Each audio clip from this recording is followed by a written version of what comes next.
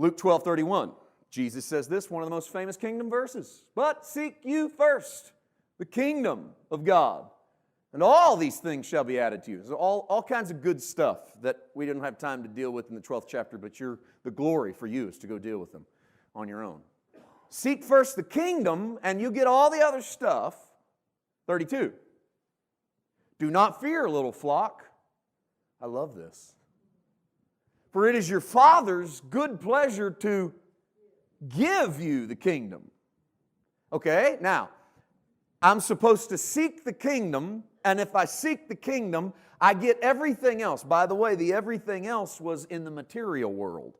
I get the stuff I need to survive on a day-to-day basis, not by seeking the stuff I need, but by seeking the kingdom. We're doing it backwards a lot of times. We're seeking the stuff we want, and then we're hoping that we'll get enough to calm us down, and then we can go find the Lord. I've heard so many people say, well, I want to take care of this, and this, then I'll get in church. Something along those lines. You know, I want to get done with school and get married and get my job. Then we'll settle down and live for the Lord. Which always amazes me because Jesus said it backwards, which means He said it right, and we're saying it backwards. He said, seek the kingdom, get that problem solved, which we're going to show you is not very hard, and then all the other stuff will take care of itself. How hard is it to seek the kingdom? Fear not.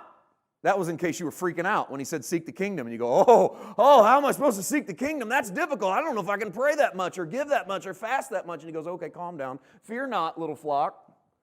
That was just in case you were thinking too much of yourself.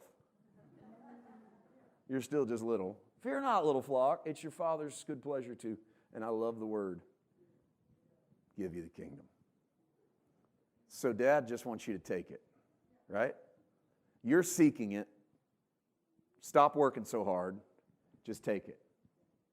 Oh, that's good news. Okay, so we've covered two things. It's at hand. Daddy wants to give it to you. Must not be very far away. Here's another one. Luke 17:20. When He was asked by the Pharisees when the kingdom would come, good question, He answered them and said, the kingdom of God does not come with observation. The Greek word there is what it looks like. The kingdom of God does not come by what you can observe. Or, the kingdom of God is not tangible. It's not visual so much. It's not a kingdom in your terms, because you're looking, let's jump backwards and be in their moment. You're looking at the Roman Empire, and you're seeing a kingdom, and you're right, they are a kingdom. But it's not that kind of kingdom, he says. It's not one that you will see. It's not one necessarily that you will touch. It's a different kind of kingdom. He said, in fact, look at this next verse. This is remarkable. Nor will they say, see here or see there, for indeed, the kingdom of God is where? Within you. All right, now put all three of them together. The kingdom is at hand. This is the message you're supposed to go preach, Jesus told His disciples. The kingdom is at hand. To us, He says, seek the kingdom. Everything else will take care of itself. Don't get scared about that. It's your Father's good pleasure. Just give it to you. Doesn't want you to pay for it. Don't want you to earn it. Just wants you to take it. Good news. How do I know when I have it? He said, don't worry about seeing it, touching it, tasting it, feeling it. It's never going to be on the outside as much as it's going to be on the inside. So, I'll ask you this. Where is the kingdom of God or the kingdom of heaven? Two interchangeable terms, as we've just seen. The kingdom is best described as being inside you and me. Right? So the ingredients of the kingdom then are going to be something that stirs inside of the new creation reality. It was at hand, it's given by God, and it's in the midst.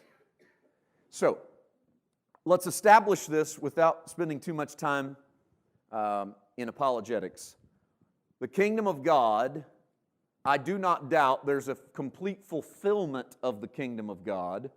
As Paul says in Corinthians, that Jesus will hand the kingdom back to the Father, and then when all things then will be placed under His feet, including the last enemy to be conquered, which is death. But in the meantime, the kingdom lives inside of the believer. Can we go that far at least? Without arguing the extent of where the kingdom will end up, let's deal with where the kingdom is. And where the kingdom is within you. Okay. So if the kingdom is within us, then it would be good to know what that's supposed to look like. Though we won't see it with our eyeballs, we're certainly going to see it in believers. Otherwise, what's the point? Why put the kingdom in us if it doesn't do anything? I mean, if it's just ceremonial, who cares?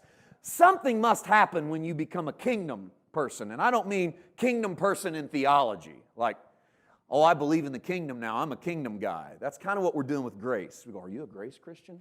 Who's not? But we're doing that to try to identify if you agree with me. You know? And it's sickening because we did it with Baptist and Pentecost and Methodist and Presbyterian and every other thing that ever came along. And now we're doing it with grace. Going, are you a grace guy? And I don't know. I don't want to harp on it, but let's just be Jesus people, man. Let's just be a believer and don't worry so much about who's got it all lined up the way you got it lined up. And you know, you don't have to throw out your key verse to see what they think of it so you can determine whether or not they know as much as you. Just trust the kingdom to do the work. It was at hand. Daddy gives it out without charging people for it. And when he gives it out, he puts it inside of you. So now that it's inside, yes, we want it to come out. And I want to know what it looks like. And here's the thing. It better make a difference. Otherwise, let's just stop preaching the kingdom. Who cares? If it doesn't make a difference, who cares, right? Why waste time with stuff that doesn't matter?